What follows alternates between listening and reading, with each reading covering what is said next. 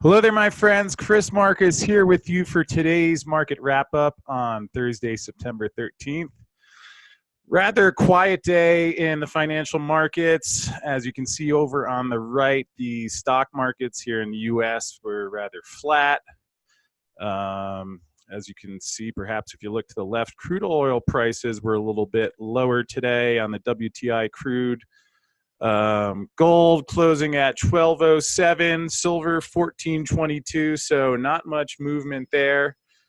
And over in the Forex markets, again, pretty quiet day. All of the exchange rates roughly in line. Although perhaps the one significant thing, again, you can see that 10-year yield creeping up to 2.97%.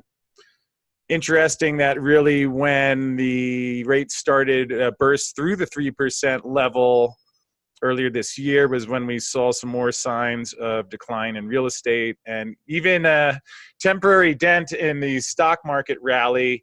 So certainly keeping an eye on that, and interesting to see that the yield is again climbing up. Again, if the Fed is walking away from the auction and Russia isn't buying bonds, China, Japan, Germany, at least the latest data showing that they're not buying bonds and certainly not adding to positions. Looks like there have been recently some slight declines. Over to the cryptocurrency market, we have a little bit of green here today. Bitcoin up almost at 6,500, Litecoin 54.27, so bit off their recent lows. And again, certainly going to be fascinating to see over the coming weeks and months. I know there are a lot of analysts out there that are certainly keeping their eyes on the September, October timeframe, as am I, so we will see how that goes. Now, a quick look into the news today. Here on CNBC, you can see U.S. presidential hopeful, free money can help save the country from jobs lost to robots. Amongst other things, Andrew Yang, an entrepreneur who's running for president, is suggesting it appears a monthly stipend of $1,000, which would create 4.5 million jobs.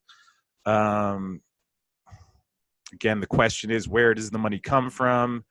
Again, it's all printed, which is why we have so much content about resources and tangible things that can keep their value. Again, I'm going to respectfully disagree with Andrew from an economic perspective, although certainly it sounds like the Fed would welcome him in.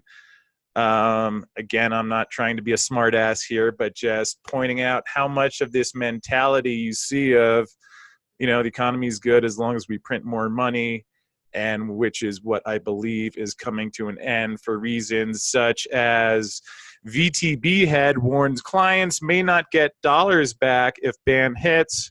Russians with bank accounts in dollars may find they can only make withdrawals in other currencies if new sanctions proposed by U.S. lawmakers take effect. And he goes on to say that they will get their money back, but in which currency is a different story. It's incredible to me how in the majority of the mainstream media, there's no, I guess this is on Bloomberg, but certainly not what I think most stock market investors are noticing or paying attention of as we see the move away from the dollar continue. And why would people be moving away from the dollar? Again, why are these countries doing this? Why am I here talking about it? What's the big deal? Here you see, for all of the talk about the recovery, shows new data show that median household income increased last year up 1.8% when adjusted for inflation. Again, highly skeptical of U.S. government inflation numbers. Please see John Williams' shadow stats or others of the machinations that go in there. And again, you can see last month, the CPI prices rose 2.8%. and incomes rose 1.8%.